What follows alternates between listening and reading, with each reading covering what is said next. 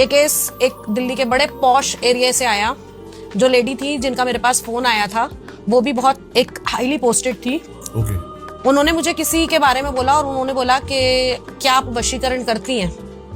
I said आपको किसके ऊपर करवाना है? तो उन्होंने बोला मुझे ना एक लड़के के ऊपर वशीकरण कराना है एंड अप्रोक्सीमेटली उनकी एज 45 रही होगी और जो लड़का था उसकी एज 25 या 30 के आसपास। मैंने कहा मैं नहीं करती हूँ, पहले मुझे आप पूरा रीजन बताइए। उन्होंने मेरे को बड़ा इंसिस्ट किया। जब मुझे उनकी पूरी कहानी पता लगी तब मुझे पता लगा कि वास्तव में किसी के साथ कितना गलत हो सकता है। वो बहुत अच्छी जगह जॉब कर रही थी, उनके स्टाफ का ही एक व्यक्ति था, जैसे कहते हैं हम क्लर्क लेवल में लड़का था। तो वो कैब में जैसे साथ में आना जाना ये सब होता था, तो उनको लगने लगा कि हाँ जॉब पे भी और बीच बीच में काम के दौरान भी उनकी आपस में बातचीत होती रहती थी। इसी दौरान जो लेडी थी उनके हस्बैंड थोड़ा बीमार रहते थे, तो वो घर पे ही रहते थे और बीमार रहने के साथ साथ उनकी टेक केयर भी करती थी। 5 साल की उनकी एक बच्ची। अच्छा। धीरे धीरे दोनों एक दूसरे की तरफ अट्रैक्ट होने लगे।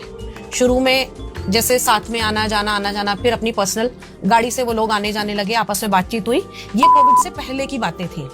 बीच दौरान में कोविड आ गया। कोविड के बीच में उनके हस्बैंड काफी बीमार रहे। वो अपने हस्बैंड को थोड़ा बहुत देखती भी थी, लेकिन वो मेंटली और फिजिकली उसकी तरफ अट्रैक्ट होती जा रही थी। और काफी इन्वॉल्वमेंट थी दोनों के अंदर। उन्होंने जो मुझे इतनी बात बताई कि हम लोग सिर्फ एक दूसरे से प्यार करते थे और ये चीजें थी।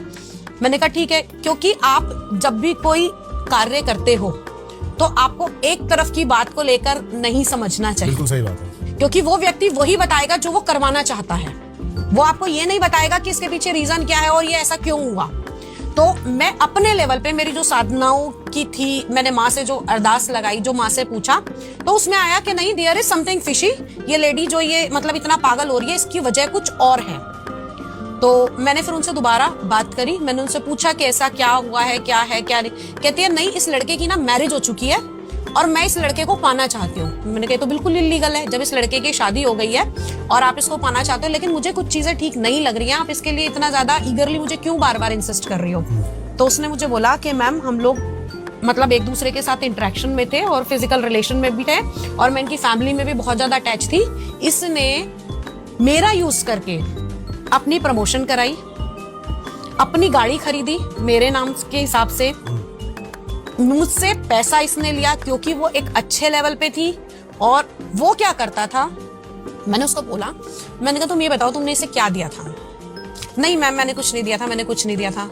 मैंने कहा नहीं, इसने तुम्हारे ऊपर क्रिया करी है जो तुम इतनी पागल हो इसके पीछे, और तुमने इसको सामने पूछ रहे हो? हाँ, मतलब वो लड़का मानने के लिए पे इंटरेक्शन है। वो लड़का कहता है कि मैं तेरे से बात ही नहीं करना चाहता हूँ, मैं अपनी फैमिली में इन्वॉल्व हो गया हूँ, मैं शादी में हूँ और मैं ऑन कॉल पे हूँ। कॉल अटेंड हो रही है। फिर बाद में मैंने उससे बोला, मैंने कहा इस लड़के ने आपसे कुछ लिया था। बहुत देर के बाद उस लड़की ने एक्सेप्ट किया कि हाँ इसने मुझसे मेरे पीरियड का पैड लिया था। उसने उस पीरियड के ब्लड से उसके ऊपर वशीकरण करा रखा था। ये पॉसिबल है? बिल्कुल है। ये आपका डीएनए है और बहुत ज्यादा होता है इससे।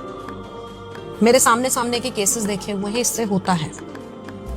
और ये कराने के बाद में उस लड़के ने उसको इस तरीके से ट्रैप कर रखा था कि वो लड़की उसकी वजह से सुसाइड करने के लिए तैयार थी।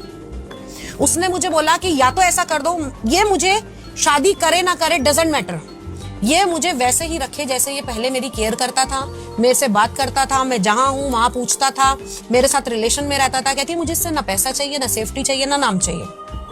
मैंने कहा देख, मेरी कॉन्शियस अलाउ नहीं करती।